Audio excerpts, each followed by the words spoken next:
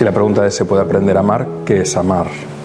Entonces, si confundimos el amor puramente con el deseo, a eso no hace falta aprender, porque la naturaleza nos ha creado genéticamente a todas las especies para que deseemos a un tercero y para que nos reproduzcamos. Pero eso no es amor, eso es deseo. Yo creo que cuando se dice que el amor es ciego hay una gran confusión. El amor debe ser lúcido, es el deseo que es ciego.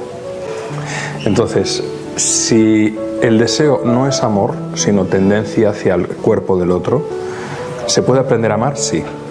Y para mí amar son tres cosas. Amar es la voluntad de comprender al ser amado, amar es cuidar y amar es inspirar. Y las tres funciones, los tres verbos se pueden aprender. Se tiene que aprender a comprender, se tiene que aprender a cuidar, se tiene que aprender a inspirar. Sí. Sin duda, amar se aprende. Si tú dices o te dicen te amo, pero no te cuidan, ¿te están amando? Si te dicen te amo, pero no te escuchan o no miran de comprenderte a ti y a tus circunstancias, ¿te están amando?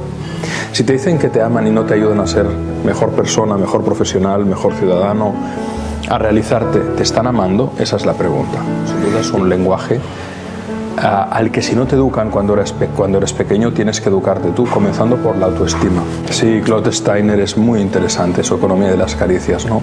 Entre el dolor y la nada prefiero el dolor, decía William Faulkner al final de Las palmeras salvajes. Y Claude Steiner es un psicólogo contemporáneo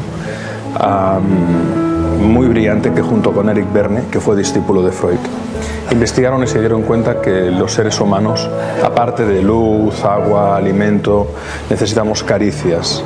Y que cuando no tenemos caricias positivas, que son aquellas que nos invitan a sentirnos bien, por ejemplo un te quiero, por ejemplo un qué buen trabajo has hecho, caricias de reconocimiento, cuando no hay esas, buscamos caricias negativas antes que quedarnos sin caricias.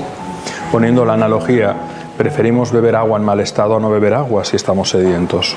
Lo mismo sucede con la ternura y con el amor.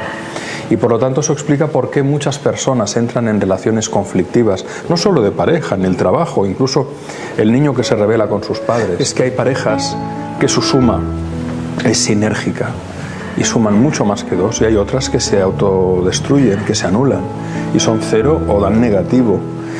Fíjate qué paradoja, ¿no? Nadie concibe mantener un proyecto empresarial en pérdida sostenidamente, ¿no? En cambio, muchas personas viven en pérdida continuamente cuando están en una relación de pareja insana. ¿Por qué? Y ahí vendría la pregunta, ¿no? Seguramente porque no... Por eso decíamos que amar se aprende, ¿no? Porque su marco de referencia afectivo histórico les ha condicionado una serie de patrones de comportamiento y a lo mejor están ahí en una suma que es cero o es menos, y eso es muy triste. Amar es cuidar, sin duda. Para mí el sinónimo...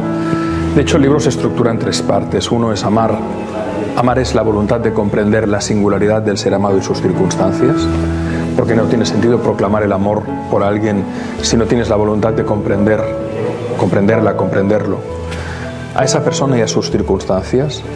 Porque fíjate que aunque no llegues a comprender a esa persona, porque ni a veces nos comprendemos a nosotros mismos, la intención de comprenderla ya genera un vínculo de confianza. ¿Sabes? El hecho de que la persona se sienta escuchada, que intentas ponerte en su piel, eso ya une. Pero sin duda amar es cuidar. No tiene sentido proclamar el amor si no hay un comportamiento observable de que tú eso que dices lo haces, ¿no? Y ahí en ese sentido en el libro digo algo que para mí es muy importante: no olvides nunca lo que te hizo triunfar. Si a tu pareja le gustaba ir al teatro, ve al teatro. Porque hay un tema que es muy cierto, ¿eh? Y yo creo que todos lo hemos vivido. Cuando Eros se muere, Eros no resucita.